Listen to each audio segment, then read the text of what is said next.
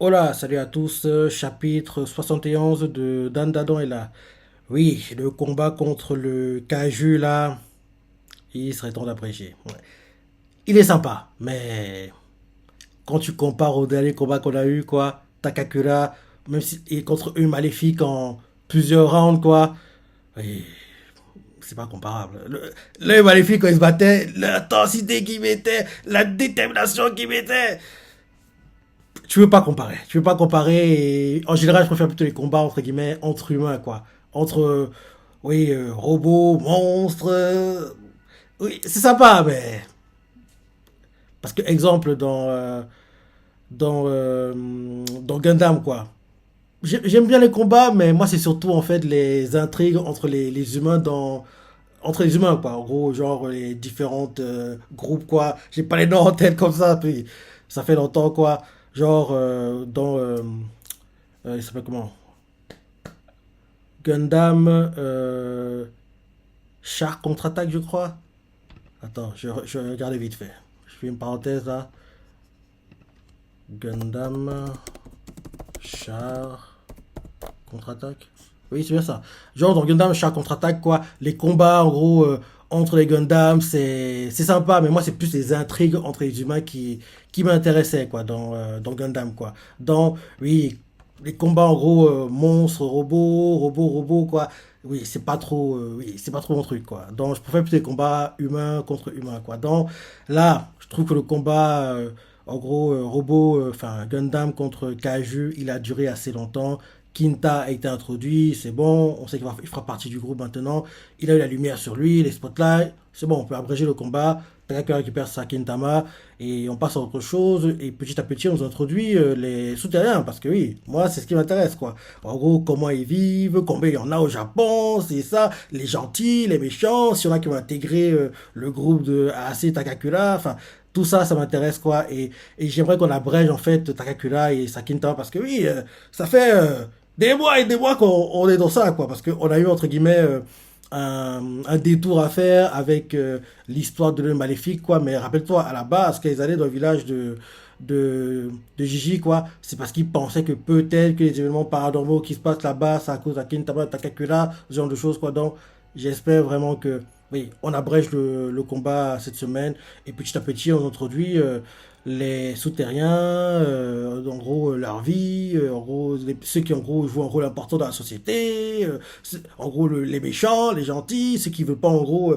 attirer l'attention. Bref, j'ai hâte qu'on les voit parce que pour moi les souterrains ce sera entre guillemets une grande partie dans le manga quoi. Oui, allons-y pour le chapitre. Donc oui, première page. Le titre du chapitre c'est J'en ai marre des robots et des cajus. Moi aussi.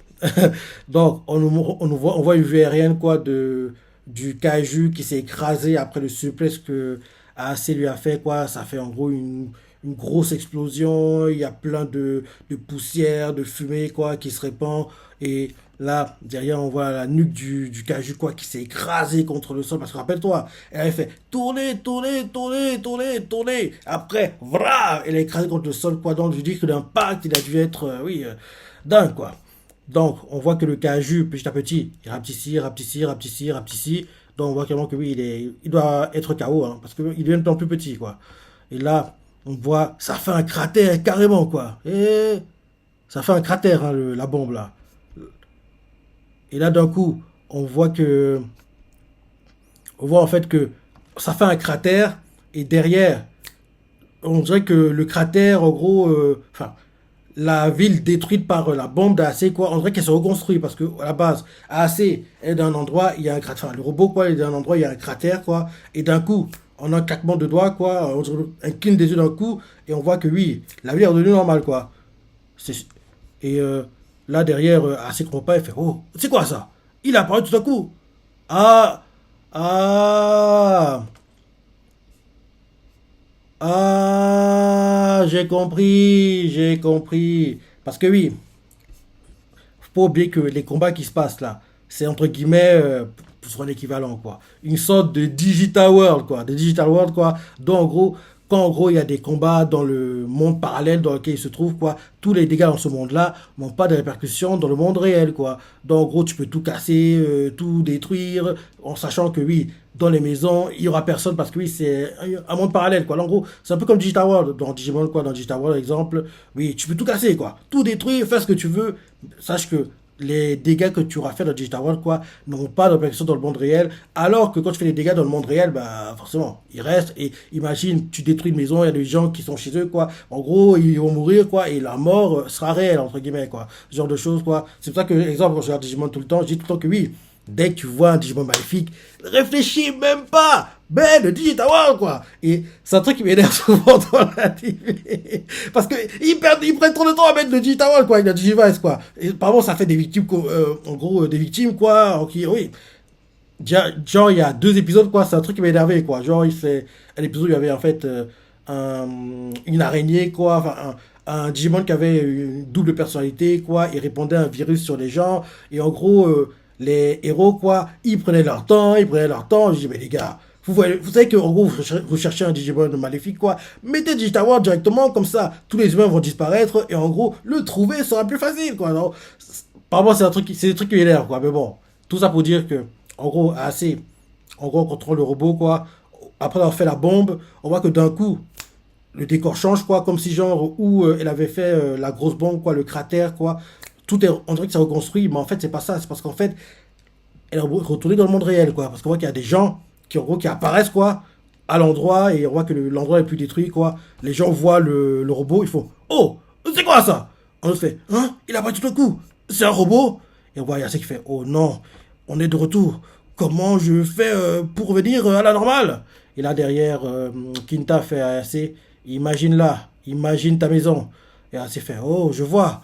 Et là d'un coup, on voit le robot, quoi, qui se déplace super rapidement, quoi, et retourne pour se remettre où est la maison, où était la maison d'Ayase, quoi. Et là d'un coup, bim, la maison se reconstruit, quoi, et en gros, la maison a repris son apparence normale, quoi. Et en gros, quand la maison reprend son apparence normale, Ayase, Kinta et puis Aira, en gros, apparaissent dans le design de la maison, quoi. Ils sont en fait au salon maintenant, quoi. Ils sont au salon, et là, c'est fait.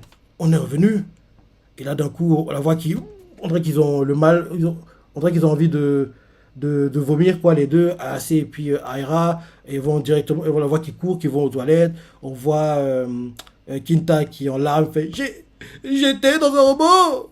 Et là, derrière, on nous montre Takakura et puis Gigi qui a repris le contrôle de son corps, qui porte en fait le kaiju miniature, quoi. Il a la taille, on va dire, oui, d'un gros sac de patates, on va dire, quoi. En gros, les voit qui portent ça à deux, quoi.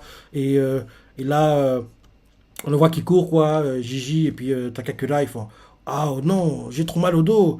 Takakura fait on a réussi. Et là, Gigi fait mon dos, chaud devant. Et là, d'un coup, il jette le mini kaiju, on va dire, qui est devenu très petit maintenant. Il le jette par terre, quoi. Et là, il s'assied, essoufflé. On voit Gigi qui fait comme nous. C'est quoi ce truc? Takakura fait je ne sais pas vraiment, mais il fait partie des manies. C'est tout ce que je peux dire. Dans le temps, on les appelait kaiju. Et là, on nous montre Kinta qui sort de la maison et il fait vous êtes en retard, les boulets. Vous êtes complètement inutile. Et Takakura fait Sakata, c'était trop cool la façon dont tu l'as fait bouger.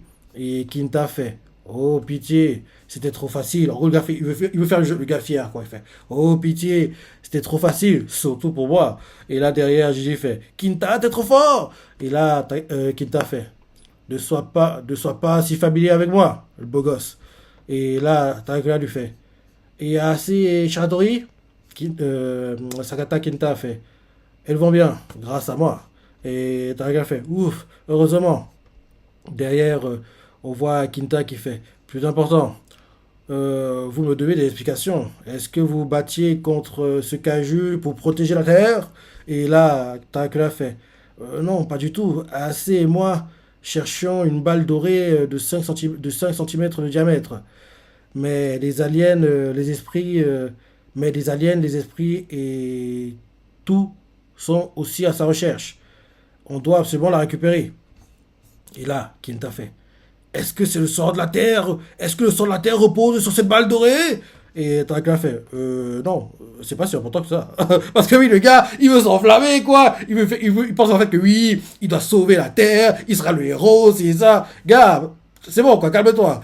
On voit Akita qui fait, est-ce que le sang de la Terre repose sur cette balle dorée? Et Takakura fait, non, non, c'est pas si important que ça. Et Kita t'avait fait, très bien. Si c'est comme tu le dis, je vous viendrai en aide. Et Takakura fait, non, ça va aller, hein, on n'a pas besoin de toi. Derrière, on voit Gigi qui s'approche et fait, Kini, c'est vraiment sérieux, c'est mieux de pas s'en mêler. Et là, Kinta fait, hé le beau gosse, je l'ai pas oublié je ne te fais pas du tout confiance. On ne peut pas protéger la planète avec quelqu'un qui a un dédoublement de personnalité. Et là, on voit quelqu'un qui ouvre la bouche du caju, quoi. Il va mettre sa main dans la bouche pour voir ce qu'il y a à l'intérieur. On voit, pendant que Takakura fait ça, parce que oui, il est impressionné, il est émerveillé par le caju, quoi, miniature, quoi. En gros, on voit Gigi qui répond à Kinta et lui fait t'as tout compris, Kini. On m'a dit de ne pas m'en mêler et on est dans le même bateau. Et là derrière, Takakura fait ah, quelque chose d'interpelle quoi. Et là, J fait qu'est-ce qui s'est passé? Et là, Kinta fait qu'est-ce qu'il y a? Rapport sur la situation. Et là, Takakura fait j'ai vu un bout d'une personne dans sa bouche. Et J fait pour de vrai? Et là, Kinta fait impossible. Tu veux dire qu'il a mangé quelqu'un? Attends, attends. Peut-être que c'est un souterrain. Parce que les souterrains, ils ont pas, à la base, pas, ils ont pas d'apparence humanoïde. Hein. Rappelle-toi avec la Mamie Kito, quoi. Donc peut-être que c'est un souterrain qui, quand il se transforme, il a une apparence de kaiju. Bref. En gros, oui, Dracula a l'air choqué, quoi. Il fait ah! Il est choqué. Ça interpelle Kinta et puis Gigi. Et Gigi lui fait qu'est-ce qui s'est passé? Et Kinta fait qu'est-ce qu'il y a? Rapport sur la situation. Et Dracula fait j'ai j'ai vu un bout d'une personne dans sa bouche. Et Gigi choqué fait pour de vrai? Kinta fait impossible. Tu veux dire qu'il a mangé quelqu'un? Et là derrière, Kinta a fait beau gosse, va enquêter. Et j'y vais, hein? Jamais de la vie, je n'aime pas le gore, moi. Et derrière, Kinta fait, tu sers à rien, tu sers à rien, tu sers vraiment à rien. À quoi elle te sert ta belle tête, hein? Derrière, j'y fais, Kini, pourquoi est-ce que tu arrêtes pas de me vanner? Je t'ai fait quelque chose? Et Dracula, lui qui est tout sérieux, fait, je vais chercher moi-même. La balle dorée est à moi, après tout. Dracula recommence à ouvrir la bouche et il se rend compte en fait que on dirait en fait que le le caju quoi on voit que c'est une sorte de tenue qu'il porte parce qu'on voit qu'il y a une sorte de fermeture éclair quoi. Dracula s'interpelle fait ah, qu'est-ce que c'est? Il est en train de tirer la fermeture éclair quoi. Il ouvre entre guillemets le costume caju quoi. Il ouvre et là bim, oh elle est belle. C'est une fille. Oui, c'est une fille. Elle est magnifique. Elle est jolie, hein. On voit qu'il y a une fille à l'intérieur qui, en gros, a une sorte de costume, quoi. Un peu comme. Oui, comme les gars qui contrôlent les Gundam, quoi. Ils portent une sorte de costume, en gros, très moulant, c'est ça. En gros, ils vont dans le Gundam, quoi. En gros, on voit une fille, quoi, qui porte un costume comme ça, quoi. Elle a les cheveux courts, on dirait qu'elle est blonde. Et en gros, on voit une fille, quoi, qui était dans le kaiju. Ça, on voit Gigi choqué. On voit Kinta qui voit la jolie fille quoi. Il est choqué. Derrière Takakura aussi est choqué quoi. On dirait, je pense que c'est une fille hein, parce que la coupe elle est courte. On pourrait penser que c'est un garçon, mais elle a des seins donc ça doit être une fille. Donc en gros on voit la fille quoi. Et là on voit la fille qui commence à se réveiller. Takakura arrange ses lunettes pour être bien sûr que oui il voit bien. Et là la fille le regarde et là on retourne dans la maison quoi. On montre Aira et puis Ayase quoi. On voit Aira qui fait ah, j'en peux plus, je peux plus bouger. Ah, c'est fait, plus jamais, je monte dans un robot. Derrière, elle entend les bruits extérieurs, quoi. Non, derrière, elle entend les bruits, elle fait ah, on dirait que Gigi et Complonou sont de retour. On la voit qui ouvre la porte, quoi, elle fait ah, Complonou, est-ce que tu vas bien? Et là, d'un coup, une scène l'interpelle, et la scène qui l'interpelle, c'est la fille qui embrasse Takakura. La fille dans le cardu, la carbonisée Takakura. Et tiens Takakura, quoi. Elle l'embrasse. Takakura, il est choqué, quoi. Il la regarde, il comprend pas. Et là, on voit Kinta qui vient tout gêner, on voit J qui fait ouh, on voit quelqu'un qui vient tout rouge, quoi, gêné, et là, on voit la fille, quoi, qui est tout gênée, regarde Takakura, et assez qui est gênée, mais plutôt énervée, parce que oui, Takakura est censé être son futur copain. Donc, en gros, c'est ça le glyphe du chapitre. Ok, j'ai hâte de voir qui c'est, cette fille.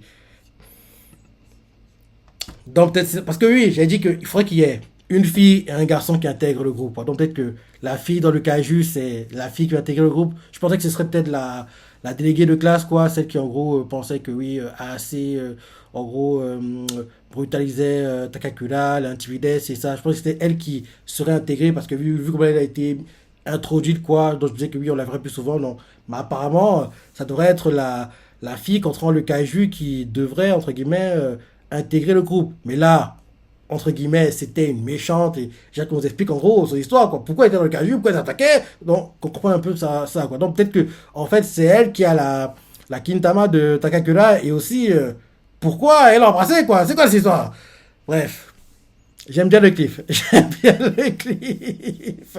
J'ai hâte de voir la raison d'Aracé, quoi. Parce que oui, elle a pas l'air très contente. Oui, tu vas y voler son copain, tu rêves! Ouais, ça allait. Ça allait. Je pensais qu'on clôturerait cet arc, mais on a tout par la Kintama et j'espère que c'est la fille qui l'a. J'espère que c'est la fille qui a la Kintama. Et comme ça, on clôture l'arc et on passe à autre chose, quoi. Mais ça durera encore durer un peu longtemps parce que oui, on doit introduire la fille, quoi, qu'on comprenne son histoire. Donc, je dis que si c'est pas au prochain chapitre, c'est dans 2 chapitres qu'on va avoir un petit flashback sur son histoire, les raisons qui font qu'elle se batte avec le kaiju, c'est ça. Et peut-être même que elle va nous introduire, peut-être qu'elle est dans une sorte d'organisation, un truc comme ça. Parce que oui, quand tu vois la tenue qu'elle porte, on dirait en fait une sorte d'uniforme, quoi. Uniforme que oui, les personnes qui, en gros, se battent dans des cailloux comme elle, je pense, portent, quoi. Donc, en gros, je pense qu'elle doit, en gros, appartenir à une sorte d'organisation, quoi. Donc, on va introduire ça petit à petit. Et oui, c'était vraiment sympa. C'était vraiment sympa. Surtout la deuxième partie, parce que la première partie, qu'en gros, oui, ils reviennent en gros dans le monde des humains, ci et ça. On nous montre en gros réaction d'Ayase, Gigi, Takakura, Kinta et compagnie, quoi. C'est surtout, on va dire, le dernier tiers du chapitre qui était sympa, quoi. En gros, il commence à essayer de comprendre, oui, qu'est-ce qu'il y a dans le caju, c'est ça. Bref, donc voilà. Tu vas sortir du chapitre, les parties que t'as préférées, laisse des commentaires, like et... Allez, salut.